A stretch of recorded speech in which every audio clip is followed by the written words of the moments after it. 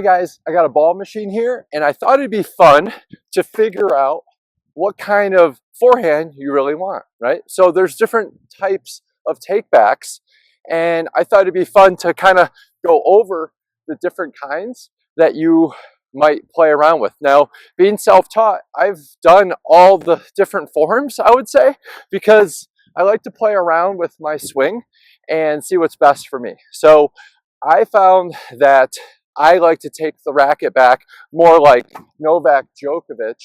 Not that I'm hitting like him, but I do feel better when I'm playing like that, where my strings face the back fence, and then I go through my swing through the ball.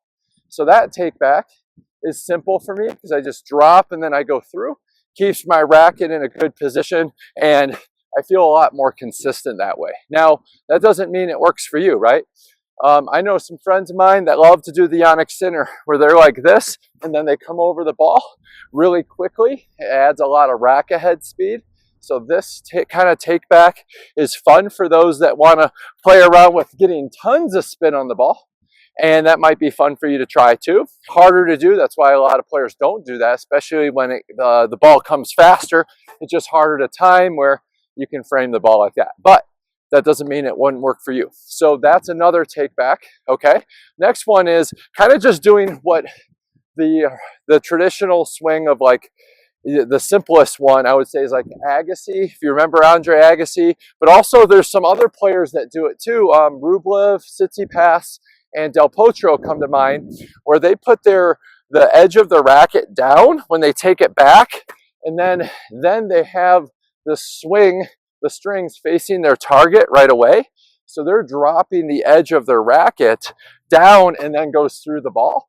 So that is actually something I would love to work on sometime, because I feel like that's the easiest way to get to contact point consistently, right? Because I am dropping and I'm already here. I feel like when I do this a lot, I'm kind of hitting too much of an angle, or I come diagonally at the ball too much. So I really might want to work on that myself, okay? So you could try edge down when you're doing this. You're going to have to watch yourself play, because like, you might see a side view and go, I think I'm doing side like this, but you're doing this, right? So you got to watch a video of it too, okay? Then you could go to the famous players like Roger Federer, right? So he likes to take his racket back by the side, but then when he takes it back a little bit more, so it's to the side, him and Nadal do the same, except Nadal's more here. He's here because when you bring the racket back, he has more of a whip. And let me explain that real quick, is if I'm hitting this way, he brings it down like this. So then there's more of a whip, a lag, to really get some oomph into the ball, okay? So this is where he takes his racket. So it's strings to the side, right? And then down. So he's like this, right? And then he comes and hits that ball. Now Nadal's kind of straight here and then down, where the strings kind of go to his side more, instead of out where the racket head is in front of the handle, you know, hitting like that. He's more here, and then he goes, okay? So you could try both of those. Those are something that I've done a number of times, of being here. I think this is the traditional way of teaching players, strings down and then hitting through. So that's a really good one to do too. Kind of more, you can kind of, the more you have your racket in front of you, the more whip you have.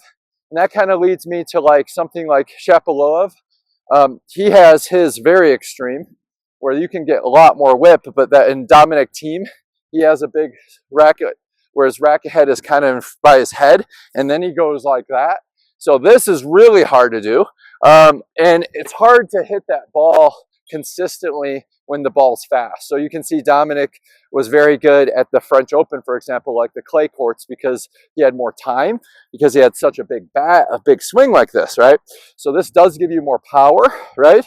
But the idea is you got to get this racket head back and then forward all in one little quick motion. So that might be a little hard for you. You can try it, okay? But another one that I want to finish with is having your racket back like Andy Murray. So he kind of just brings it back simply here and then goes through the ball. So he's just back where the strings, instead of going here and here, He just has string straight back. So it's straight back, and then he goes through the ball. Pretty solid swing there too. Okay, so that kind of simplifies things. If you're having trouble like keeping up with the pace, you know, this gets you into the position to go forward very quickly. So that's why everyone's take back is different, and you got to play around with it. Like I said, I just feel better here with, especially connecting my elbow with my hip here. I just feel a lot better being here and hitting that ball. But that doesn't mean it works for you, right? And that's the beauty of having someone like me talk to you right now, is because I've been there, and I think a lot of instructors are going to teach you their forehand, and I think you need to figure out what's best for you. Now, last thing I want to mention is, regardless of how you hit that ball, your swing, if you really want a good forehand, when you're going forward, your racket head should sling back because you're loose and your fist is going forward. That's called lagging forehand. I have a couple videos on that, effortless racket head speed it's called.